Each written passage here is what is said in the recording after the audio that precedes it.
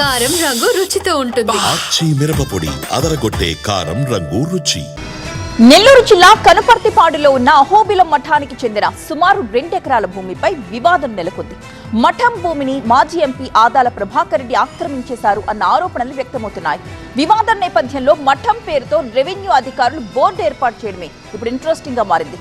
ఎవరికి వారే వివాదాస్పద భూమిపై ఆధారాలున్నాయని చెప్తుంటే మఠాధిపతుల ఫిర్యాదుతో కేసులు నమోదు కావడం కాకరేపుతోంది.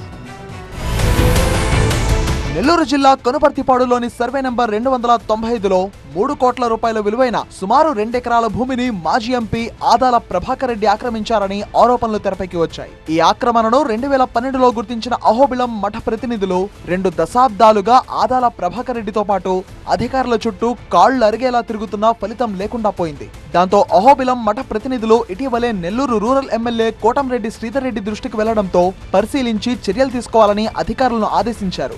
రియాక్ట్ అయిన అధికార యంత్రాంగం సర్వే చేయడంతో పాటు రికార్డులు పరిశీలించి ఆ భూమి మఠానికి చెందినదిగా గుర్తించి బోర్డు ఏర్పాటు చేశారు.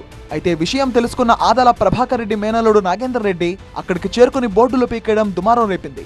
మఠం ప్రతినిధుల ఫిర్యాదుతో నాగేందర్ రెడ్డిపై కేసు నమోదు కావడం చర్చకు దారితీసింది. ఇక శ్రీరంగనాథ మతీంద్ర స్వామీజీ ఫోటో ఫ్లెక్సీని తీసివేయడంపై అహోబిలం మఠం కార్యదర్శి వరదరాజన్ కన్నీటి పర్యంతమయ్యారు. అహోబిలం మఠానికి చెందిన భూమి ఆదాల ప్రభాకర్ రెడ్డి పేరుపై ఉన్నట్టు 2012లో తెలిసినప్పటి నుంచి ఆయనతో పాటు రెవెన్యూ అధికారులకు విన్నవిస్తూనే ఉన్నట్టుగా తెలిపారు. ఆదాల తీరుపై ఆగ్రహం వ్యక్తం చేశారు వరదరాజన్. ఎన్నో అనుభవించారు, ఎందుకు ఇంకా కూడా మీరు ఈ విధమైన ఆదాల ప్రభాకర్ రెడ్డి గారు ఎందుకు ఈ విధంగా మీరు చేస్తున్నారు? నా ఆరాధ్య దైవమైనటువంటి మా ఆచార్యునైనటువంటి స్వామి దేశికుల వారి ఫోటోని ఈ విధంగా మీరు తోసేయడం, అదే హీనంగా మాట్లాడడం అనేది చాలా బాధాకరంగా ఉన్నింది. ఎంత దూరమైనా కూడా ఆ నరసింహస్వామి అనుగ్రహంతో నేను మళ్ళీ రేపు వెళ్ళి స్వామివారి అహోబిల మఠం భూమిని దున్నుకుంటాను.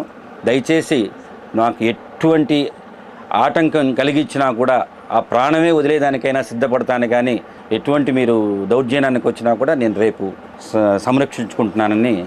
ఇదిలా ఉంటే అహోబిలం మఠం స్వామీజీల ఆరోపణలను తీవ్రంగా ఖండించారు ఆదాల ప్రభాకర్ రెడ్డి.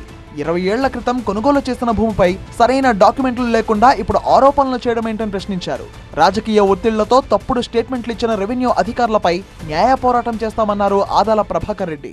క్లెయిమ్ చేసేవాళ్ళు 54లో అంటే దగ్గర 60 ఏళ్ళు పైన ఇన్ని సంవత్సరాలు ఎక్కడ నిద్రపోతూ ఉన్నారు? డైక్లాట్లు ఉండేవి కరెక్ట్ కాదు, డాక్యుమెంట్ ఉండాలి. ఎవరిచ్చారు, ఎప్పుడు, ఏ సంవత్సరం ఇచ్చారు ఉండాలా. నిన్న రాత్రికి రాత్రి మరి ఏం ప్రెషర్ వచ్చిందో, ఎవరు భయపెట్టారో ఎంఆర్ఓ ఒక స్టేట్మెంట్ ఇచ్చాడు రాత్రి ఒక పేపర్. ఇంత దారుణం ఎక్కడా చూడలేదు. ఎంఆర్ఓలు విఆర్ఓలు భయపడిపోయి పొలిటికల్ వాళ్ళకి ఇట్లాంటి దిగజారుడు కార్యక్రమాలు చేయడం పద్ధతి కాదు.